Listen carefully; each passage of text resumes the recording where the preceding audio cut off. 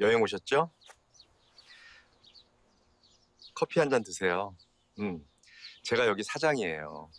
펜션 마당에서 5살 연하 남자가 커피를 들고 다가왔습니다. 제 번호를 달라길래 바로는 못 줬어요. 제가 생각해보고 연락드릴게요. 번호 주세요. 그렇게 넘겼죠. 저는 남편을 떠나보낸 지 5년, 외로움이 길어지니까 우울이 붙었습니다. 그래서 집에만 있지 않으려고 여행도 다니고 친구들도 자주 만났어요.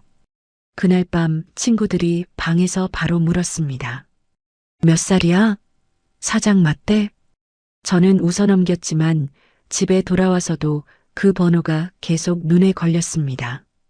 결국 제가 먼저 연락했고 그 뒤로 5개월 동안 연락이 끊긴 날이 거의 없었습니다. 친구들은 다들 부러워했어요. 연하고 사장이고 저한테 잘해주니까요. 우리는 재혼했습니다. 그런데 같이 산 지 3개월쯤 됐을 때부터 질문만 나오면 대화가 끊겼습니다. 바쁘다며 끊고 나중에 하자며 미루고 결국 내가 캐묻는 사람 취급을 받았어요. 이상했죠. 피하는 게 아니라 확인 자체를 못하게 만들었습니다. 왜 그렇게까지 막았을까요? 오늘 이야기 끝까지 들으시면 그 사람이 왜 그렇게 말끝을 끊었는지 보이실 거예요. 그리고 지금 어느 지역에서 보고 계신지 댓글로 한 번만 남겨주세요. 여러분의 이야기도 듣고 싶습니다. 그럼 지금부터 제 이야기를 있는 그대로 들려드릴게요. 저는 이선희 63입니다. 남편을 떠나보낸 뒤 5년을 혼자 살았어요. 처음에는 괜찮았죠. 장례 끝나고 49제 지내고 친척들이 돌아가고 나면 집이 조용해졌습니다. 그 조용함이 편할 줄 알았는데 한 달쯤 지나니까 숨소리가 들리지 않는 게 이상하더라고요. TV를 틀어놔도 소리가 귀에 안 들어왔습니다. 그냥 화면만 켜놓고 거실에 앉아 있는 날이 많아졌어요. 아침에 일어나도 할 일이 딱히 없었죠. 밥을 해도 혼자 먹으니까 양을 줄였고 설거지도 접시 한 개만 씻으면 끝이었습니다. 친구들이 전화해서 물었어요. 밥은 먹고 다니냐고요.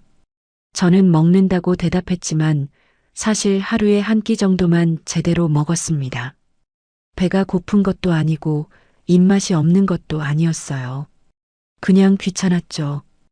혼자 먹는 밥이 맛이 없었습니다. 남편이 살아있을 땐 제가 반찬 투정도 받고 이거 왜 이렇게 짜라는 소리도 들었는데 그런 말이 그리웠어요.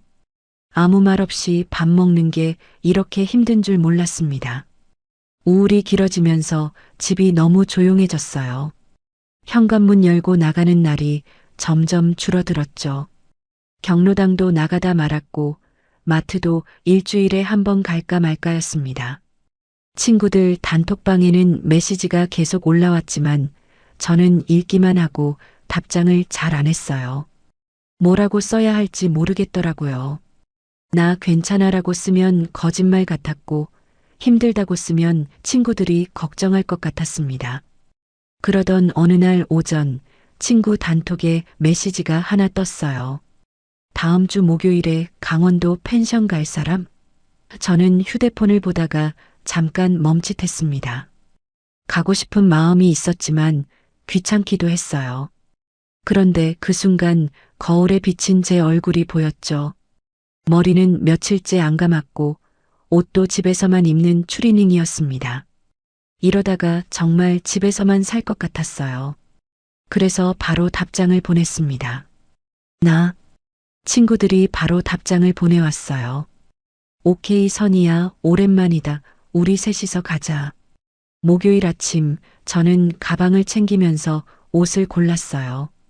평소보다 좀 신경 써서 입었죠. 친구들이 야, 너 살 빠졌다고 할까봐 걱정도 됐습니다.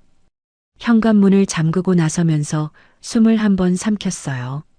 외로움은 집에 가만히 있으면 더 커진다는 걸 알았거든요. 그래서 일부러 나갔습니다. 펜션에 도착한 건 점심때쯤이었어요. 친구 둘이 먼저 와 있었고 저는 짐을 끌고 마당으로 들어갔습니다. 마당에는 나무 테이블이 몇 개 놓여 있었고 햇살이 따뜻하게 내리쬐고 있었어요.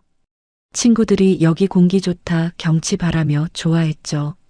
저도 가방을 내려놓고 의자에 앉았습니다. 그때 누군가 커피 2잔을 들고 다가왔어요. 여행 오셨어요? 목소리가 낮고 부드러웠습니다. 고개를 들어보니 50대 후반쯤 되어 보이는 남자였어요. 키는 보통이었고 얼굴은 햇볕에 그을린 것처럼 건강해 보였죠. 말투가 익숙하게 다정했습니다. 커피 좋아하시죠? 남자는 제 앞 테이블에 커피를 놓으며 웃었어요. 저는 고맙습니다라고 대답했지만 속으로는 조금 경계가 올라왔습니다. 낯선 사람이 갑자기 커피를 주면 보통 뭔가 이유가 있거든요. 여기 제가 운영해요. 사장이에요. 남자는 자연스럽게 자기소개를 했어요. 펜션 사장이라고요. 그제야 저는 아, 그러시구나 하고 고개를 끄덕였습니다. 친구들도 사장님이세요? 하며 인사를 했죠. 사장님은 잠깐 우리 테이블 옆에 서서 이야기를 나눴어요. 어디서 오셨어요?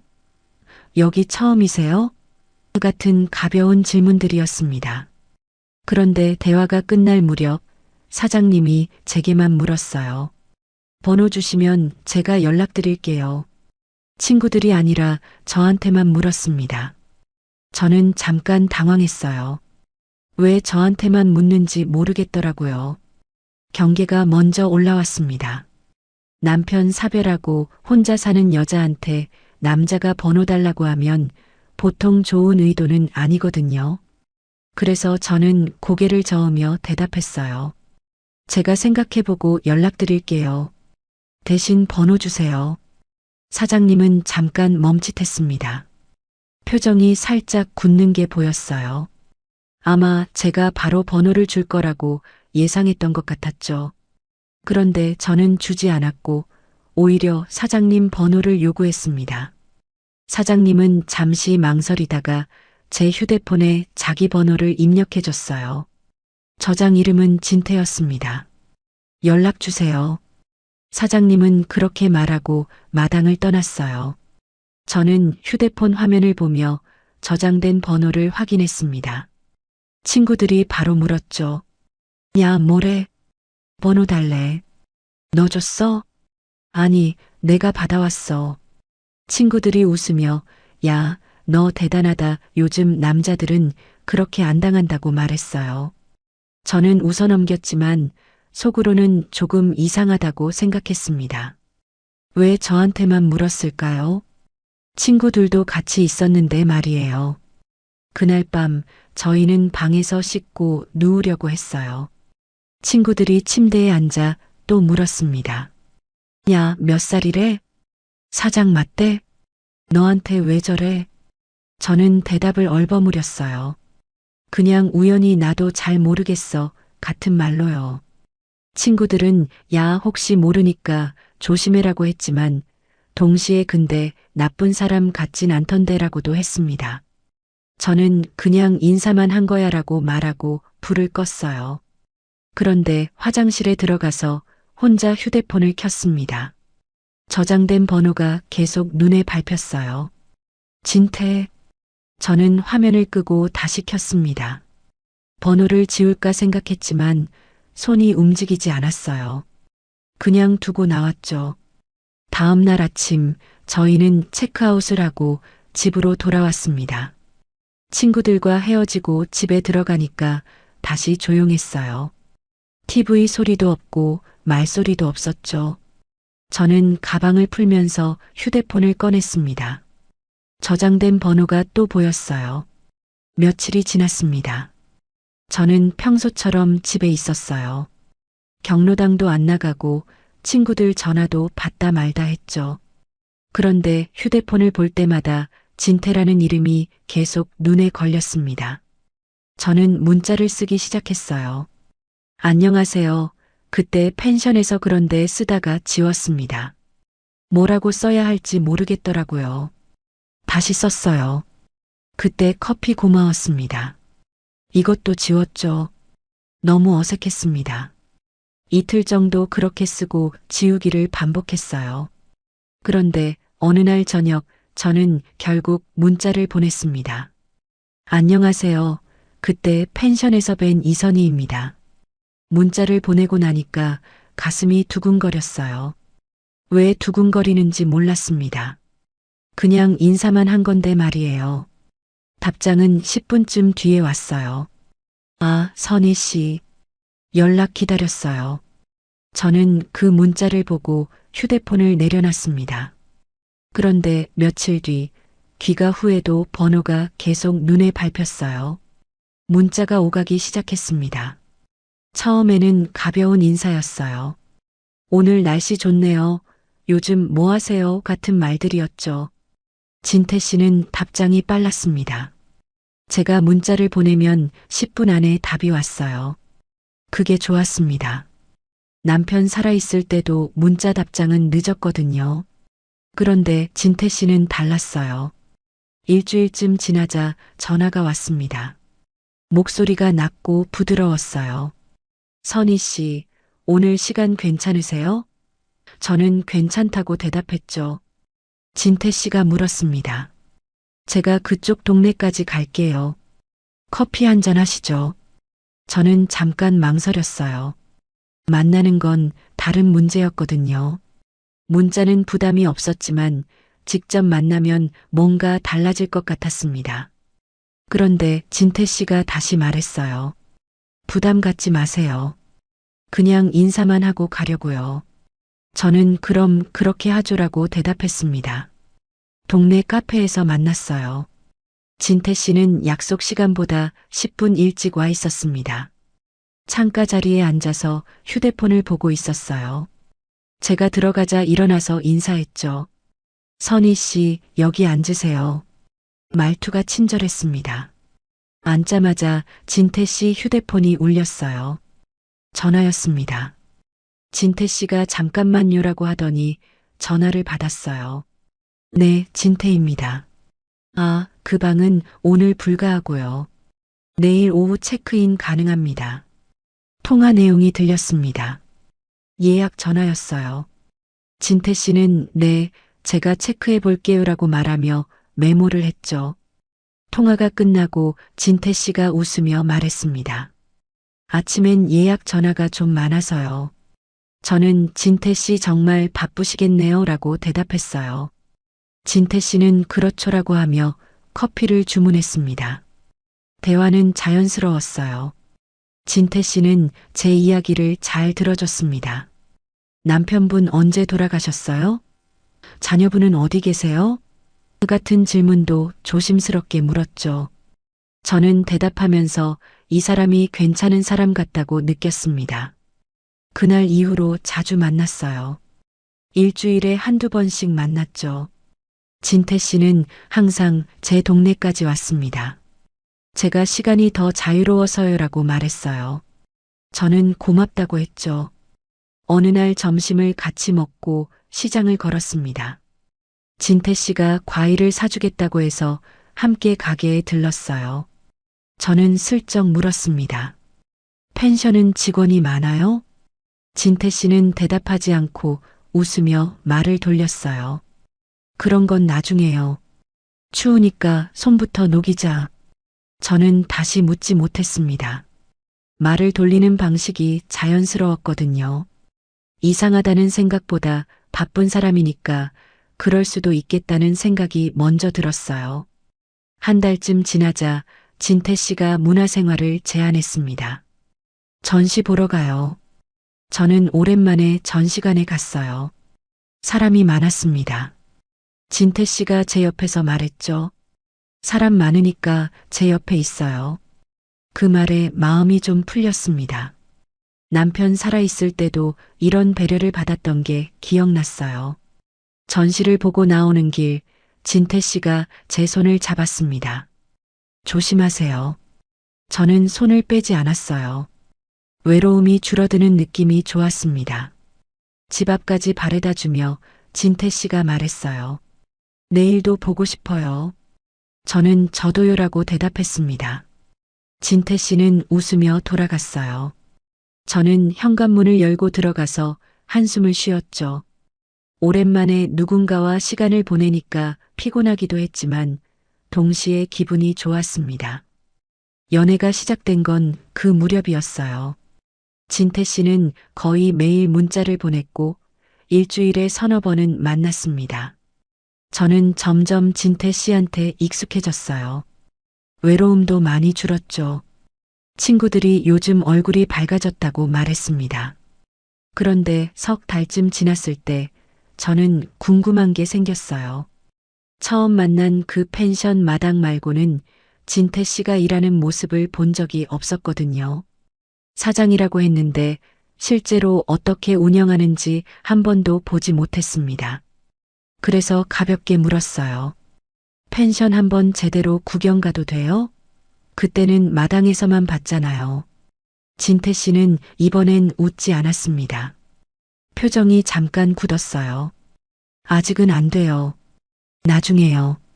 말투가 단단해졌습니다. 저는 왜요? 라고 묻지 못했어요. 분위기가 달라졌거든요. 진태 씨는 바로 화제를 돌렸습니다. 다음 주에 영화 보러 가요. 저는 그래요라고 대답했지만 속으로는 조금 이상하다고 느꼈어요. 왜 펜션을 못 가게 할까요? 사장이면 당연히 자기 사업장을 보여줄 텐데 말이에요. 그런데 그 생각은 오래가지 않았습니다. 진태 씨가 계속 다정하게 대해줬거든요. 저는 나중에 보여주겠지라고 생각하며 넘어갔어요.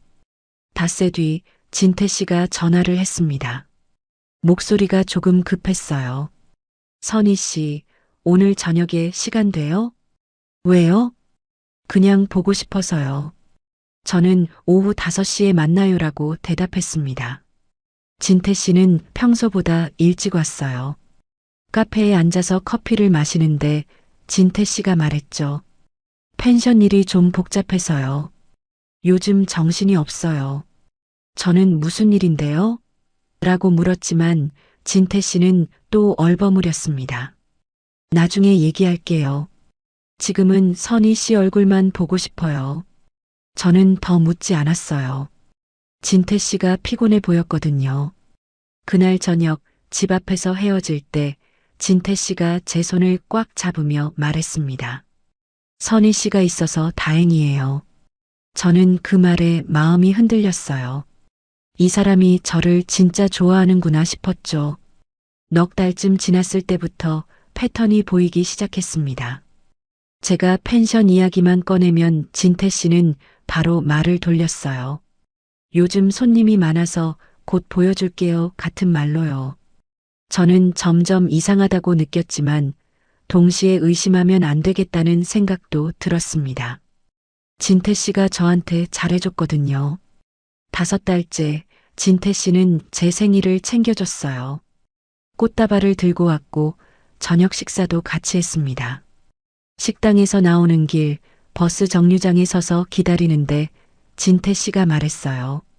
선희 씨, 우리 이렇게 계속 만날 거죠? 저는 당연하죠라고 대답했습니다. 진태 씨가 웃으며 제 손을 잡았어요. 그런데 그때 제가 다시 물었죠. 진태 씨, 펜션은 언제쯤 보여줄 거예요? 진태 씨의 손에 힘이 들어갔습니다. 표정이 순간 굳었어요. 그리고 짧게 말했죠. 그냥, 저는 그냥이 뭐예요? 라고 묻지 못했습니다. 진태 씨가 바로 화제를 바꿨거든요. 버스 온다. 타요.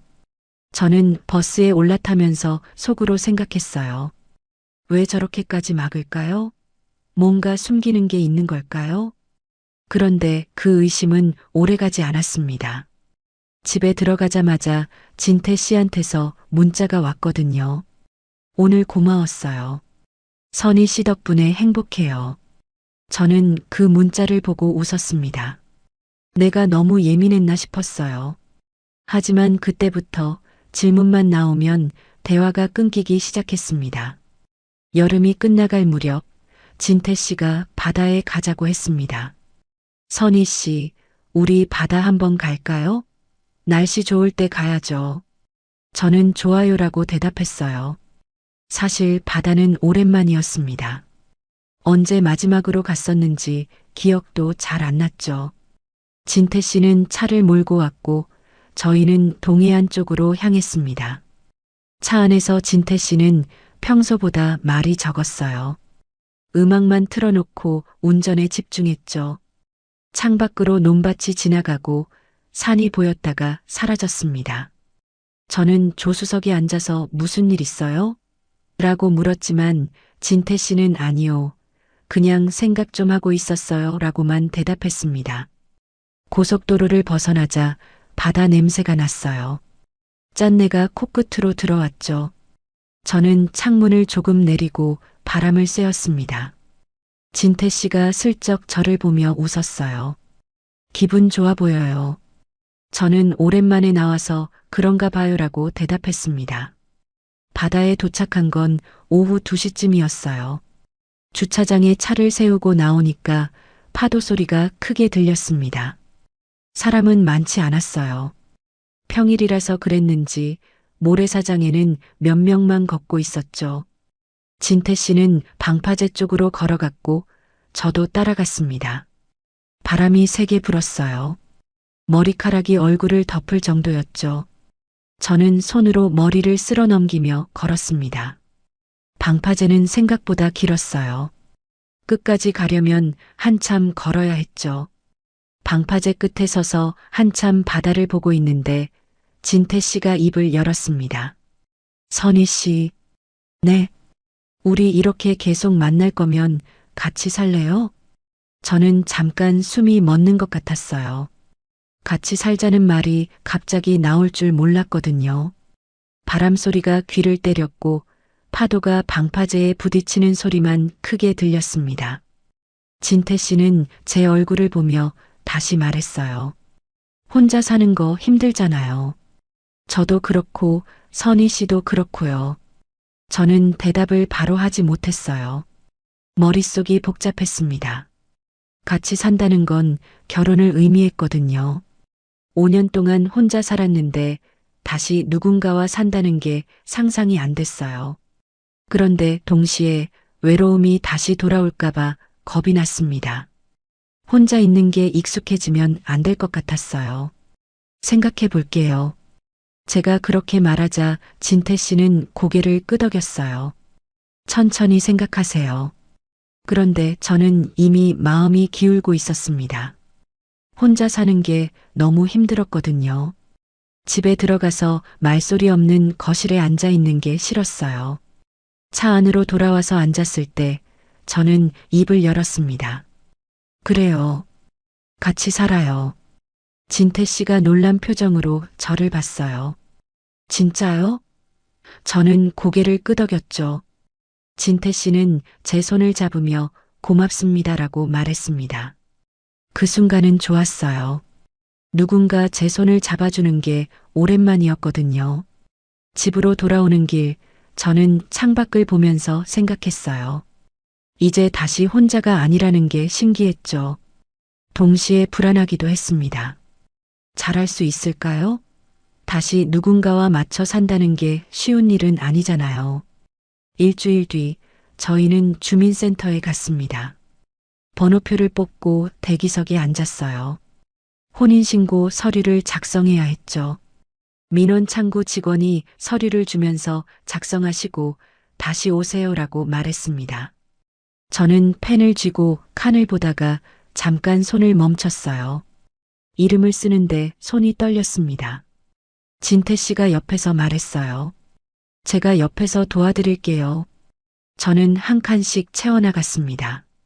이름, 주민등록번호, 주소칸이 하나씩 채워질 때마다 가슴이 두근거렸어요.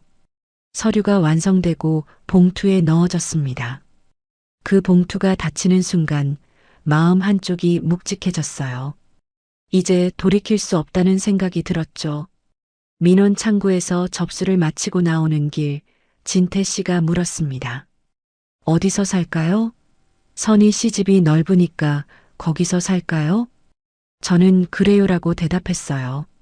제 집은 방이 2개였고 오래 살아서 익숙했습니다. 진태 씨는 제가 짐 정리해서 갈게요라고 말했죠. 사흘 뒤 진태 씨가 짐을 들고 왔습니다. 생각보다 짐이 적었어요. 큰 가방 2개와 박스 서너 개 정도였죠. 저는 이게 다예요? 라고 물었고 진태 씨는 네, 필요한 것만 가져왔어요 라고 대답했습니다. 저는 속으로 이상하다고 느꼈어요. 사장이라면서 짐이 왜 이렇게 적을까요? 같이 살기 시작한 첫날 밤, 저는 낯설었습니다. 거실에 남자 신발이 놓여 있고 화장실에 남자 세면도구가 있는 게 어색했어요. 진태 씨는 불편하시면 말씀하세요라고 했지만 저는 괜찮아요라고 대답했죠. 사실 조금 불편했지만 적응하면 되겠다 싶었습니다. 다음 날부터 저는 아내처럼 집을 정리했어요. 아침에 일어나서 밥을 하고 청소를 하고 빨래를 했습니다. 진태 씨 옷도 개서 장롱에 넣어줬죠. 비타민도 챙겨서 식탁에 놓았습니다. 오랜만에 누군가를 챙기니까 손이 바빴어요. 진태 씨는 고맙습니다라고 말했지만 실제로 집에 있는 시간이 거의 없었습니다. 새벽 6시쯤 나가서 밤 10시가 넘어서 들어왔어요. 저는 펜션 운영 때문에 바쁜가 보다라고 생각했죠. 사장이니까 그럴 수 있다고요. 어느 날 아침 진태 씨가 나가려고 현관에서 신발을 신는데 저는 물었습니다. 여보, 오늘은 몇 시에 들어와요? 늦을 것 같아요. 손님 체크인이 많아서요. 그럼 저녁은요? 밖에서 먹을게요. 신경 쓰지 마세요. 진태 씨는 그렇게 말하고 문을 닫았어요. 저는 혼자 남아서 설거지를 했습니다. 같이 산다는 게 이런 건가 싶었어요. 얼굴은 보지만 대화는 짧고 밥은 따로 먹고요. 혼자 사는 것보다 나은 게 뭔지 모르겠더라고요. 한 달쯤 지났을 때 저는 궁금증을 참지 못했습니다. 진태 씨가 저녁 늦게 들어와서 소파에 앉아 있는데 저는 옆에 앉아서 말했어요. 여보, 오늘은 펜션 같이 가볼까요? 제가 구경도 하고 싶고 도와줄 수 있으면 돕고 싶어요. 진태 씨의 표정이 순간 굳었습니다. TV를 보던 시선이 저한테로 옮겨왔어요. 말투가 차갑게 변했죠. 펜션엔 오지 마요. 저는 깜짝 놀랐어요. 평소에는 다정했는데 그 순간만큼은 목소리가 완전히 달랐거든요. 왜요? 저도 한번 보고 싶은데요. 부부잖아요. 그냥이 뭐예요? 같이 사는데 펜션도 못 가요? 진태 씨는 더 이상 대답하지 않았습니다. 그냥 자리에서 일어나서 방으로 들어가 버렸어요. 저는 거실에 혼자 남아서 멍하니 앉아 있었습니다. 왜 저렇게까지 막을까요? 부부인데 펜션 구경도 못 가게 하다니요. 다음 날 아침 진태 씨는 평소처럼 나갔습니다. 인사도 짧았어요. 다녀올게요. 저는 조심히 다녀와요라고 대답했지만 속으로는 불안했습니다. 뭔가 잘못되고 있다는 느낌이 들었어요. 그날부터 펜션은 금지구역이 됐습니다. 저는 다시는 펜션 이야기를 꺼내지 못했어요. 같이 산 지 석 달쯤 됐을 때 진태 씨한테서 전화가 왔습니다. 저는 마트에서 장을 보고 있었어요. 진태 씨가 좋아하는 반찬 재료를 고르고 있었죠. 두부, 돼지고기, 파 장바구니에 하나씩 담고 있었는데 휴대폰이 울렸습니다. 여보, 지금 통화돼요? 목소리가 급했어요. 평소보다 빨랐죠. 저는 장바구니를 들고 가만히 서서 들었습니다. 네, 왜요? 예약이 갑자기 깨졌어요. 큰 예약이었는데 취소됐어요. 그래요? 그럼 어쩌죠? 이번 달 매출이 빠지면 직원 월급 줄 게 없어요.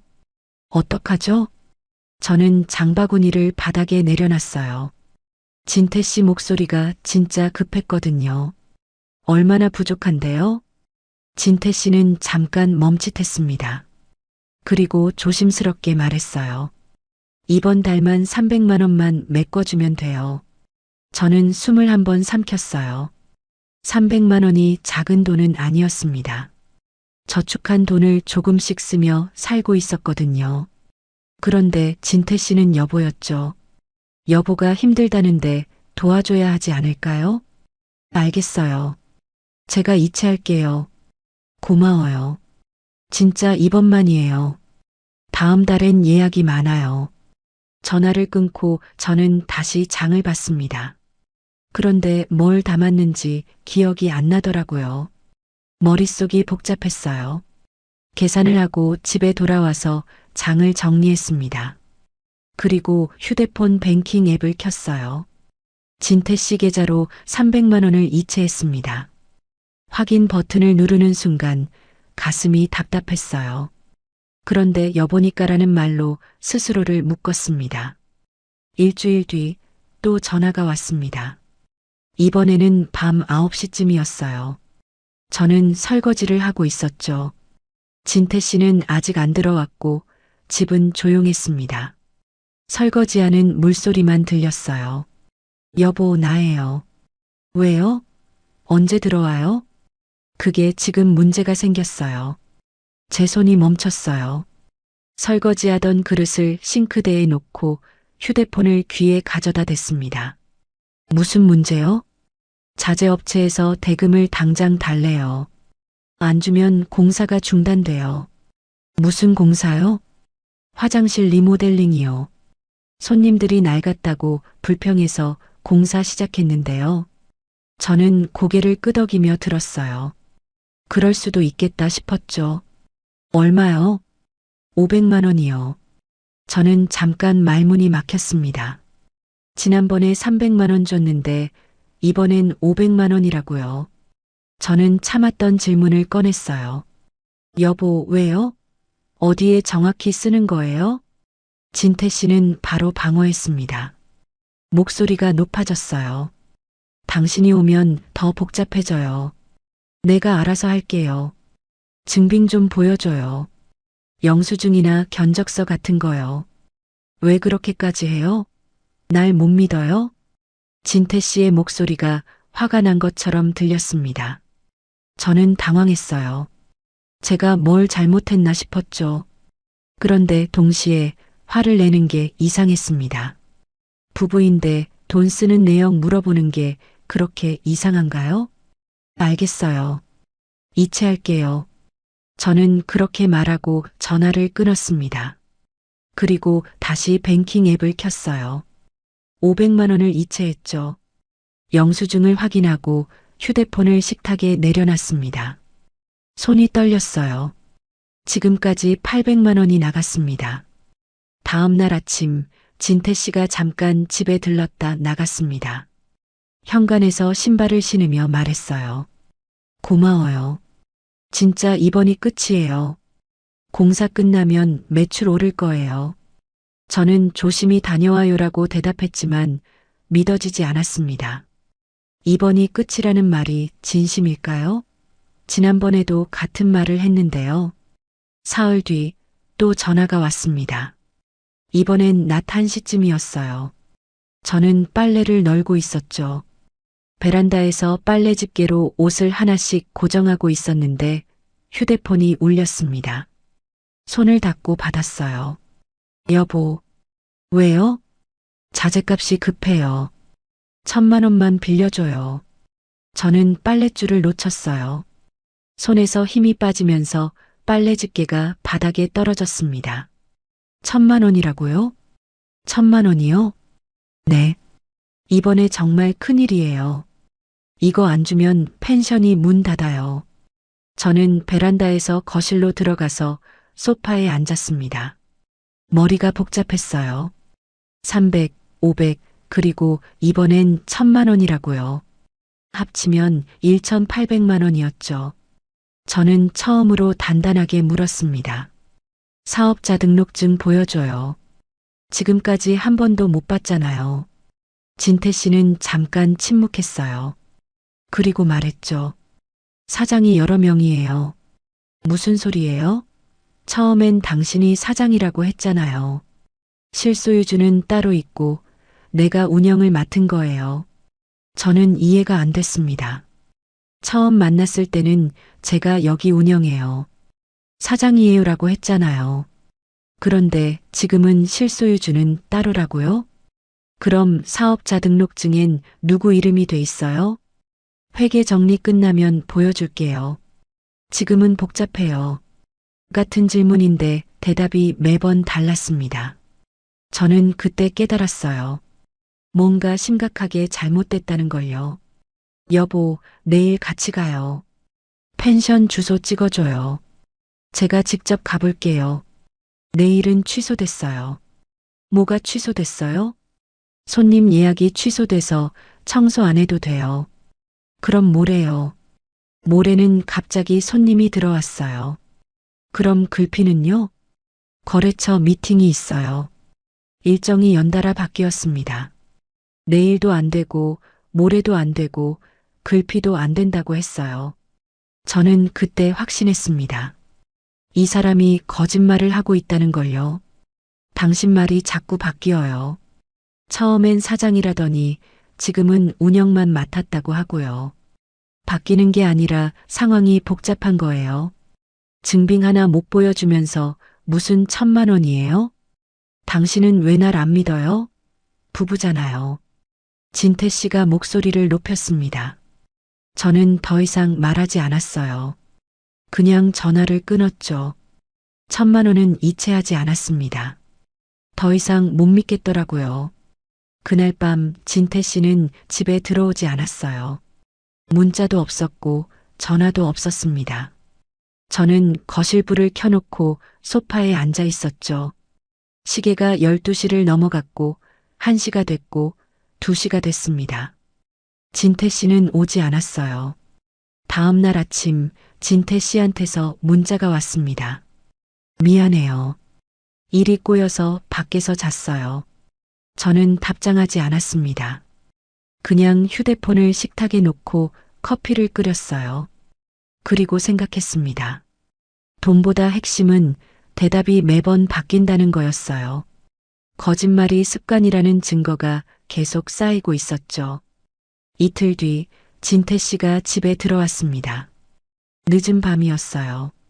저는 방에 누워 있었는데 현관문 여는 소리가 들렸죠. 진태 씨는 조용히 들어와서 거실 불을 켰습니다. 그리고 방문을 열었어요. 자요? 저는 대답하지 않았습니다. 진태 씨는 침대 옆에 앉았어요. 미안해요. 요즘 일이 너무 꼬였어요. 선희 씨만 믿어줘요. 저는 눈을 뜨고 진태 씨를 봤습니다. 당신 진짜 사장 맞아요? 진태 씨는 잠깐 멈칫했어요. 그리고 대답했죠. 맞아요. 그럼 증명해줘요. 내일 같이 가요. 왜 자꾸 그래요? 날 못 믿어요? 진태 씨는 일어나서 거실로 나갔습니다. 저는 침대에 누워서 천장을 봤어요. 이 사람이 정말 누구인지 알 수가 없었습니다.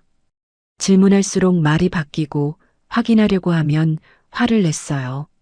사흘째 되는 날 새벽 진태 씨한테서 또 전화가 왔습니다. 저는 잠이 깬 상태였어요. 밤새 뒤척이다가 새벽 5시쯤 눈을 뜬 참이었죠. 천장을 보고 있는데 휴대폰이 울렸습니다. 화면에 여보라고 뜨더라고요. 저는 한참 망설이다가 받았습니다. 지금 통화돼요? 목소리가 급했어요. 평소보다 더 다급했죠. 네. 이번만 넘기면 돼요. 진짜 마지막이에요. 저는 대답하지 않았습니다. 그냥 침대에 누워서 천장을 보며 들었어요. 진태 씨가 계속 말했죠. 2,000만 원만 빌려줘요. 이번 주 안에 갚을게요. 큰 예약이 들어와서 입금 들어오면 바로 갚을게요. 2,000만 원이라고요. 지난번에 1,000만 원 요청했을 때도 안 줬는데 이번엔 2,000만 원이라고요. 저는 대답을 길게 하지 않았습니다. 알겠어도 안 돼도 아니고 그냥 통화를 끊었어요. 휴대폰을 침대 옆 테이블에 내려놨습니다. 그리고 생각했어요. 1,000만 원도 거절했는데 이번엔 액수를 2배로 늘렸네요. 더 이상 말로는 안 되겠다 싶었습니다. 직접 확인해야겠다고 결심했어요. 침대에서 일어나 옷을 갈아입었습니다. 거울을 보니까 얼굴이 파리했어요. 요즘 잠을 제대로 못 잤거든요. 눈밑이 까맣게 변했죠. 가방에 휴대폰 충전기, 신분증, 통장을 넣었습니다. 그리고 현관문을 열고 나갔어요. 문을 잠그는데 손이 떨렸습니다. 새벽 버스를 타고 강원도로 향했어요. 진태 씨가 처음 일한다고 했던 그 펜션으로요. 주소는 예전에 펜션 홍보 전단지에서 봤던 걸 기억하고 있었습니다. 버스 안에서 내비게이션을 켜서 주소를 입력했어요. 2시간 반 정도 걸린다고 나왔죠. 버스 안에는 사람이 많지 않았습니다. 몇 명만 앉아 있었어요. 저는 창가 자리에 앉아서 창밖을 봤죠. 아직 어두웠습니다. 가로등 불빛만 지나갔어요. 버스는 고속도로를 달렸습니다. 해가 서서히 떠올랐어요. 창밖으로 산이 지나가고 논밭이 보였다가 사라졌죠. 저는 가만히 앉아서 생각했습니다. 만약 진태 씨가 정말 사장이면 어떡하죠? 제가 의심한 게 미안해질 텐데요. 그런데 만약 아니라면요? 그럼 지금까지 뭘 믿고 살았던 걸까요? 펜션에 도착한 건 오전 11시쯤이었습니다. 버스에서 내려서 조금 걸었어요. 입구에 바다뷰 펜션이라고 적힌 간판이 보였습니다. 생각보다 규모가 컸어요. 3층짜리 건물이었죠. 주차장에 차가 서너 대 서 있었습니다. 저는 천천히 걸어서 로비로 들어갔어요. 자동문이 열리고 시원한 에어컨 바람이 나왔죠. 프런트에 젊은 여자가 앉아 있었습니다. 20대 후반쯤 되어 보였어요. 화장이 깔끔했고 제복을 입고 있었죠. 저는 손님처럼 들어갔습니다. 프런트에서 사장님을 찾지 않았어요. 대신 그냥 둘러봤죠. 로비는 깨끗했습니다. 흰색 소파가 놓여 있고 유리창 너머로 바다가 보였어요. 벽에는 펜션 안내 사진이 걸려 있었습니다. 저는 로비를 천천히 걸으며 주변을 봤어요. 복도 입구가 보였죠. 객실 이렇게 화살표가 붙어 있었습니다. 저는 그쪽으로 걸어갔어요. 복도는 길었습니다. 양쪽으로 객실 문이 쭉 있었어요. 201호, 202호 문마다 번호가 붙어 있었죠. 복도를 따라 걷는데 청소 카트가 보였습니다. 파란색 카트였어요. 그 옆에 진태 씨가 서 있었습니다. 제 발이 멈췄습니다. 진태 씨는 회색 작업복을 입고 있었어요. 고무 장갑을 끼고 있었고요. 손에는 노란색 걸레가 들려 있었습니다. 청소 카트를 밀고 복도를 지나가고 있었어요. 제가 상상했던 모습이 아니었습니다. 사장이 직접 청소를 할 수도 있겠지만 뭔가 달랐어요. 옷차림부터 달랐죠. 진태 씨는 저를 보지 못했습니다. 고개를 숙이고 바닥을 닦고 있었거든요. 저는 그 자리에 서서 지켜봤어요. 청소 카트에는 세제통, 걸레, 쓰레기 봉투가 담겨 있었습니다.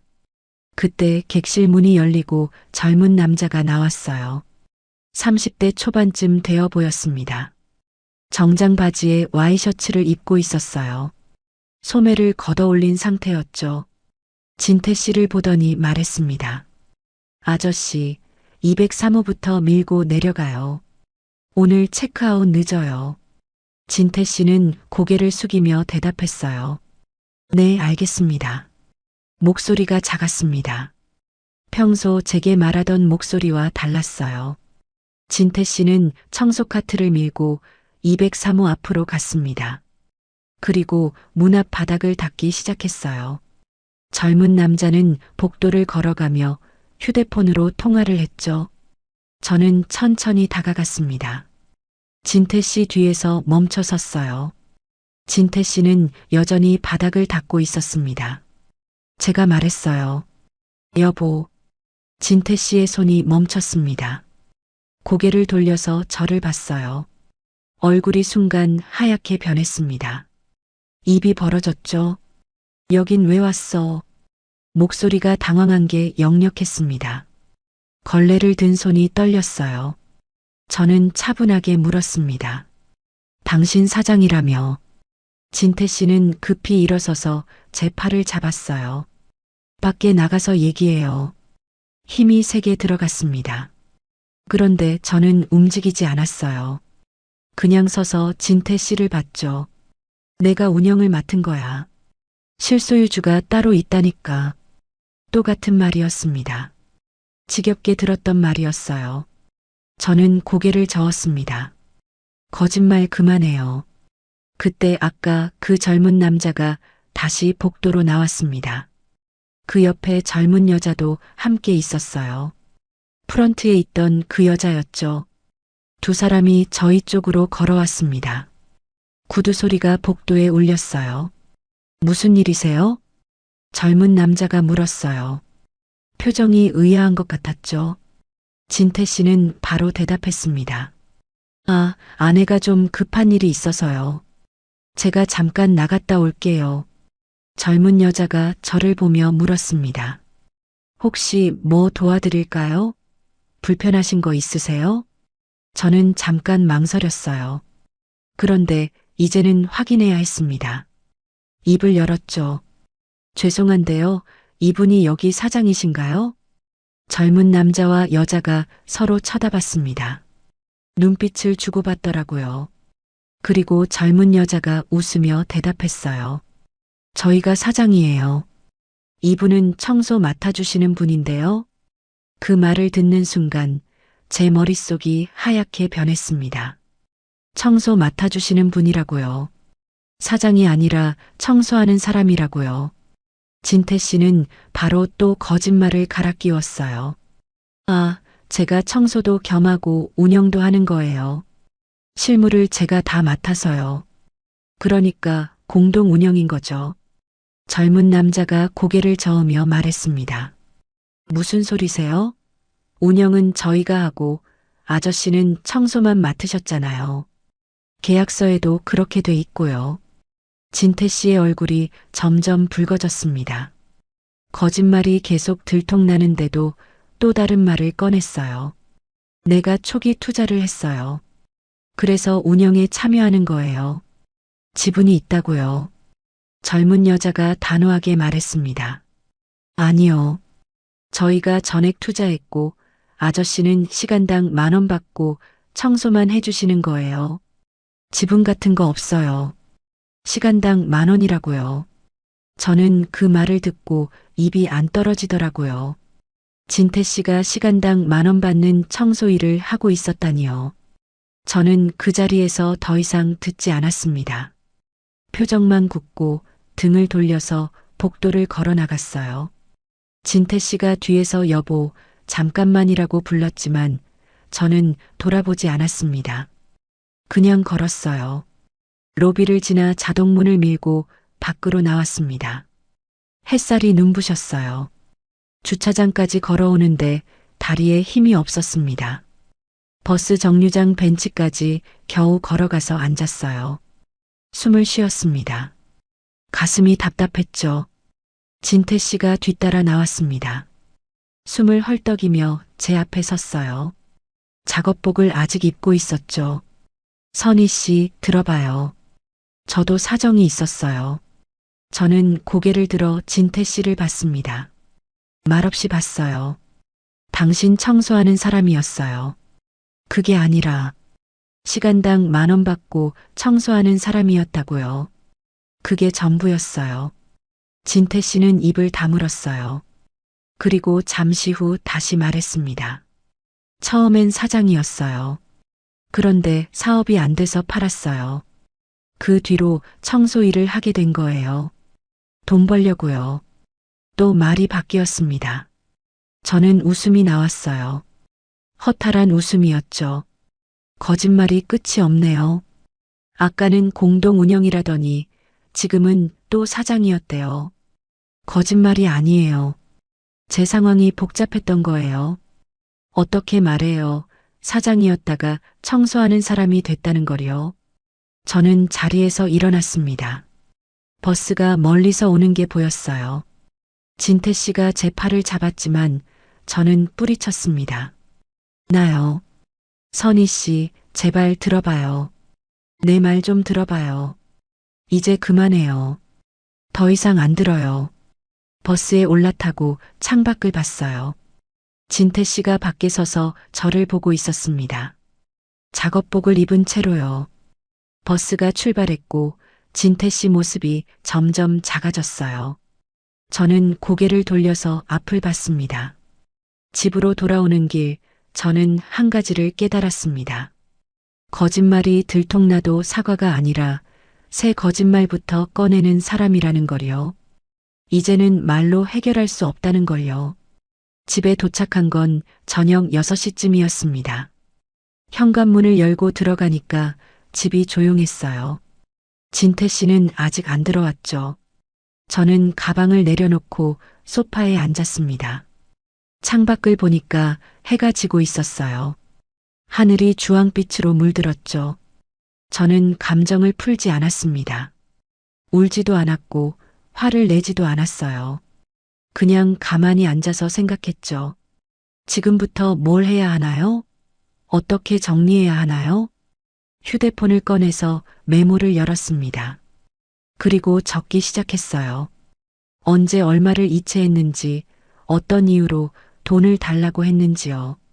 300만 원은 예약 취소 때문에, 500만 원은 자재값 때문에라고 했죠. 총 800만 원을 줬습니다. 1000만 원과 2000만 원은 거절했고요. 다음 날 아침 저는 주민센터에 갔습니다. 상담 창구에 앉아서 직원에게 물었어요. 이혼 절차가 어떻게 되나요? 직원은 서류를 주며 설명해 줬습니다. 협의 이혼이면 서류 작성하고 접수하면 되고 상대방이 동의 안 하면 조정이나 재판으로 가야 한다고요. 저는 고개를 끄덕이며 들었어요. 펜으로 메모하면서 물었죠. 필요한 서류는 뭐가 있나요? 직원이 목록을 보여줬습니다. 혼인관계 증명서, 신분증, 이혼 사유 증빙자료. 저는 하나하나 적었어요. 증빙자료는 어떤 게 필요한가요? 금전 관련이시면 이체 내역이나 문자 메시지 같은 거요. 사기나 거짓말이 있었으면 그 증거들이요. 저는 알겠습니다라고 대답하고 주민센터를 나왔습니다. 집에 돌아와서 서류를 정리하기 시작했습니다. 은행 앱을 켜서 이체 내역을 캡처했어요.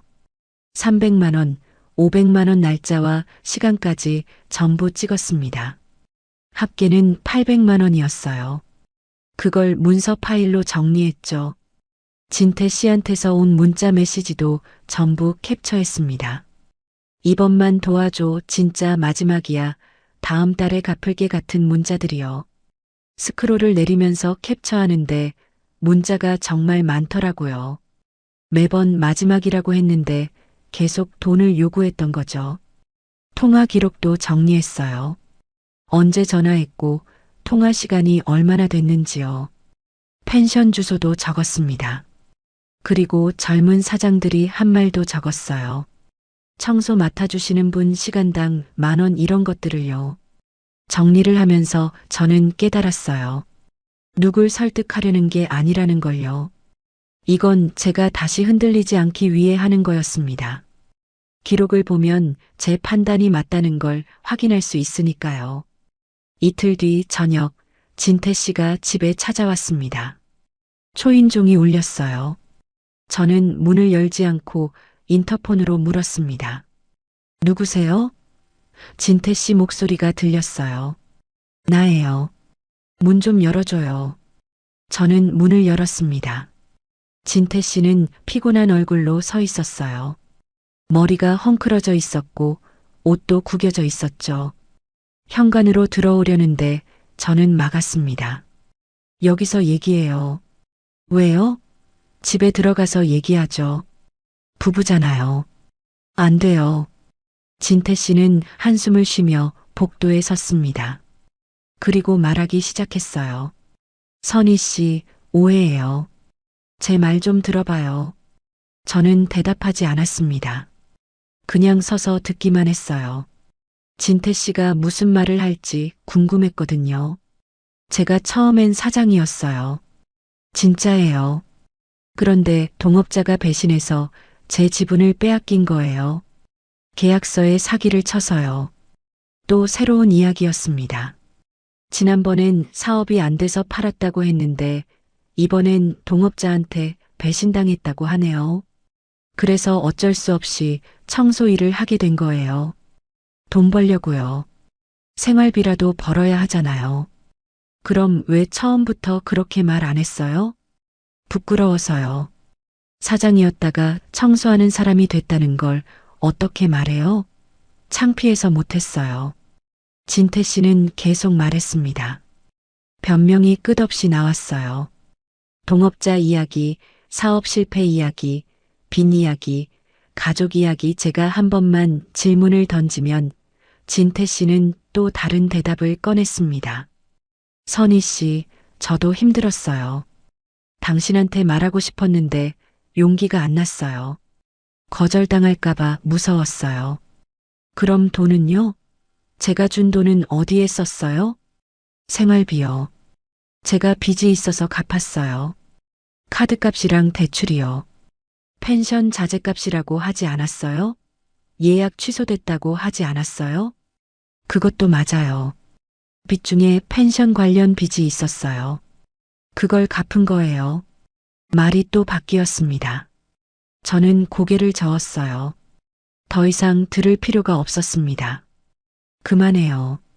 나가요. 선희 씨, 제발 한 번만 더 기회를 줘요. 제가 잘못했어요.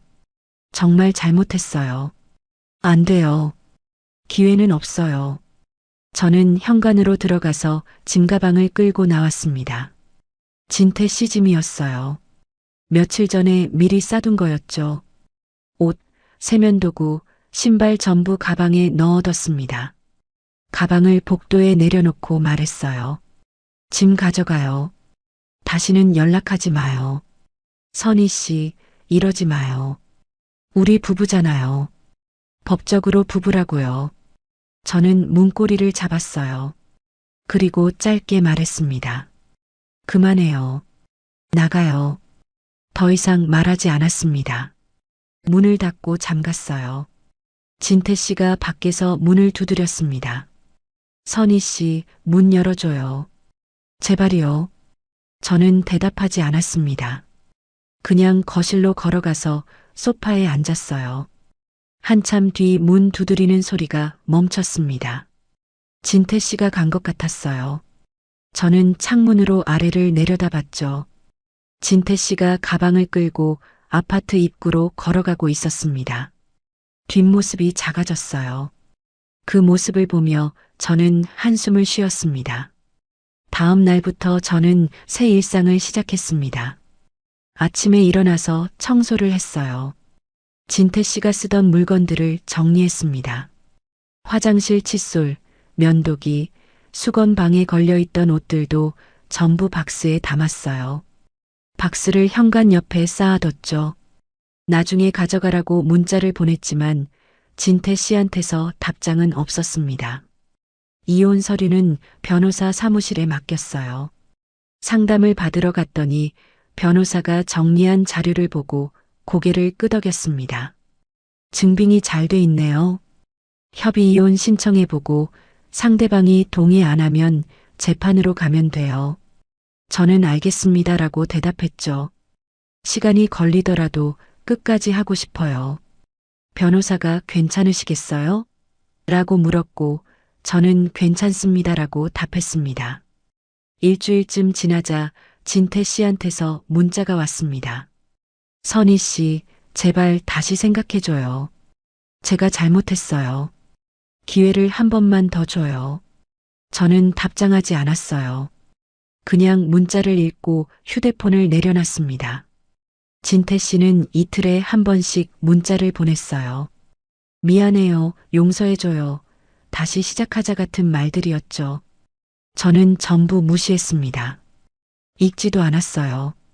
한 달쯤 지났을 때 변호사한테서 연락이 왔어요. 상대방이 협의 이혼에 동의했다고요. 조만간 서류 접수하면 된다고 했습니다. 저는 고맙습니다라고 대답했어요. 목소리가 떨렸죠. 끝이 보이니까 안도감이 들었습니다. 저는 더 이상 누군가의 아내처럼 살지 않았습니다. 아침에 일어나서 혼자 밥을 먹고, 혼자 청소하고, 혼자 빨래했어요. 예전처럼 누군가를 챙기지 않았죠. 비타민도 한 알만 꺼내고, 밥도 한 공기만 했습니다. 더 이상 나중에로 미루지 않았습니다. 궁금한 게 있으면 바로 확인했어요. 이상한 게 있으면 바로 물었죠. 기록하고 증빙하고 의심이 들면 멈췄습니다. 친구들이 전화해서 물었어요. 너 괜찮아? 많이 힘들지? 저는 괜찮다고 대답했습니다. 진짜 괜찮았어요. 슬프진 않았거든요. 그냥 담담했습니다. 실수를 했고 정리했고 이제 다시 시작하는 거였어요. 어느 날 경로당에 나갔어요. 오랜만이었죠. 친구들이 야, 오랜만이다. 어디 아팠어? 하며 반겼습니다. 저는 옆에 앉아서 차를 마셨어요. 친구가 조심스럽게 물었죠. 요즘 어때? 저는 짧게 대답했습니다. 그냥 살아. 혼자. 친구가 힘들겠다고 했지만 저는 고개를 저었어요. 괜찮아. 혼자 사는 게 나쁘지 않더라. 진심이었습니다. 집으로 돌아오는 길 석양이 지고 있었어요. 하늘이 붉게 물들었죠. 저는 천천히 걸으면서 생각했습니다. 외로움은 다시 올 거예요. 혼자 사는 게 쉽진 않을 겁니다. 그런데 이번엔 알아요. 외로움 때문에 아무나 믿으면 안 된다는 걸요. 확인하고 기록하고 의심이 들면 멈춰야 한다는 걸요. 현관문을 열고 집에 들어갔습니다. 집은 조용했어요. 그런데 이번엔 괜찮았습니다. 조용한 게 나쁘지 않았어요. 저는 불을 켜고 소파에 앉았습니다. 그리고 창밖을 봤죠. 밤이 오고 있었습니다. 내일도 이렇게 살 거예요. 혼자서요. 오늘 이야기 끝까지 들어주셔서 고맙습니다. 구독해 두시면 다음 사연도 과장 없이 있는 그대로 더 친절하게 들려드릴게요. 끝까지 보신 분들은 지금 화면 왼쪽 재생 목록부터 눌러서 같은 흐름의 사연들을 이어서 보세요. 그리고 오른쪽 추천 영상은 이 지옥이 시작된 첫 단추가 더 선명하게 나옵니다. 지금 바로 하나만 눌러주시면 그대로 이어집니다.